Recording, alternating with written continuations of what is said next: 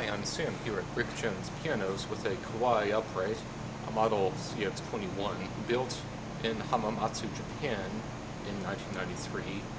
It's about, I want to say 47 inches tall, just a smidgen shorter than say, a Kawai K3, K30, or a Yamaha U1, which is 48 inches tall. So you might call it the biggest of the studio uprights. It has a very simple and elegant case design, relatively compact. It's right next to another piano here at the time of this video, which is quite narrow. And this one's almost as narrow, so this would be suitable for a relatively small living space. And thoughtfully on this key cover, the fall board, they have a flap here on the fall board so that if you want to put your sheet music up, it doesn't sort of curl around the flap of the fall board. It folds flat. So a nice thoughtful feature which I often see in pianos that have a compact case because there's less depth to work with. They compensate by allowing that to be folded down. It's very functional. It's a piano that my colleagues have done a beautiful job working on. It did need some buffing and polishing when we got the piano in. Not everything has been able to be erased. There's a mark here right in the middle, but otherwise it's in my opinion, a really good-looking piano. Polished ebony works very well in a contemporary setting with more modern furniture. And again, quite useful for living in small spaces, such an apartment or row house. It does have a middle pedal practice mute. Works as usual, press it down, move it to the left. A strip of felt goes between the hammers and the strings, so you can practice very quietly whenever you need to. It's because those hammers are not hitting the strings directly, it softens the sound substantially. Especially good if you live in an apartment or row house and don't want to disturb your neighbors. I'll say I'm quite pleased with the way this piano turned out. I think I had fun playing it.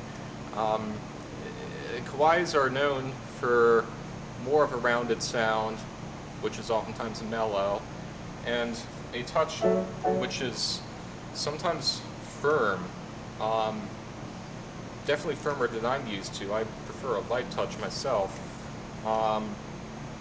This one doesn't have quite those musical characteristics. There's a bit more brightness to the tone in this piano, so more brightness, more crispness. It still has the sort of singing Kawai sound that when you play softly, it really brings out a warm, lyrical tone. But the touch, not quite as hard on this piano. It's not easy either. I can still feel the resistance of the keys playing it. I think that the fact I was able to play that Scarlatti piece as easily as I could is in large part because the touch was not quite so hard here. I'll rate the tone a 5 on a scale from 1 to 10, and I'll rate the touch a 5 on a scale from 1 to 10.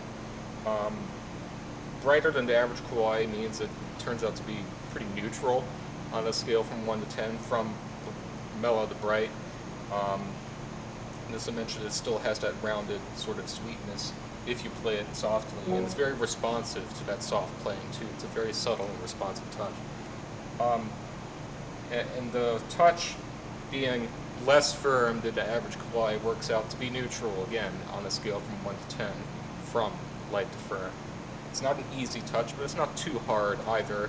So I would very gladly recommend this piano for especially young students who are new to the piano. Maybe you're graduating from a digital piano and your teacher wants you to get an acoustic piano and wants to get you used to the more massive feel of a grand piano, such as what a teacher might have in their studio.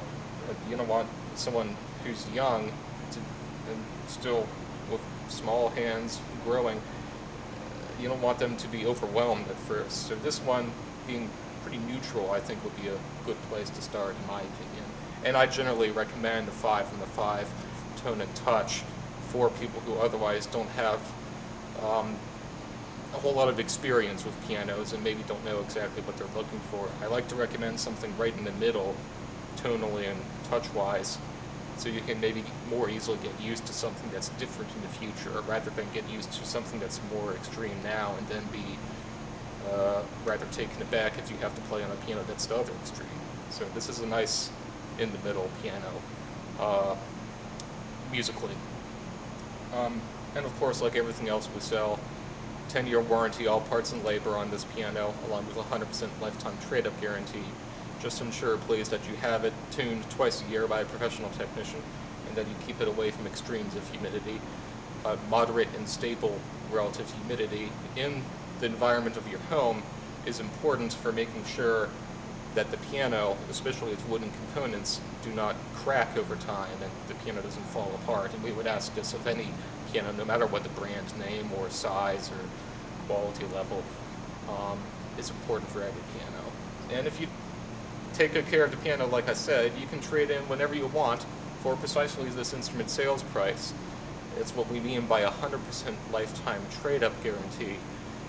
Oftentimes teachers like to recommend their students start with a piano like this, get going with practicing, and then as they improve and get better at playing the piano, as they continue the lessons and continue to practice, that's when the teacher recommends a substantially nicer piano. You might think of a full-size upgrade after this, although I don't think it's going to be a particularly radical upgrade. Kawai uprights do have a remarkably deep sounding bass, in my opinion, for the size that they are. That's pretty deep sounding for a piano that's not even 48 inches tall. And again, a teacher who's really pushing their student to make some progress is going to eventually want them placed on a baby grand. And we often get pianos just like this on trade from students who are continuing and who are improving and who've been told by their teachers to get a baby grand. So these pianos do their job. So hopefully that will be the case with you. You can play this piano, stop by, play it along with anything else in their inventory. If you can't make it in, you can always give us a phone call or send us an email, but otherwise we hope to see you here. Thanks.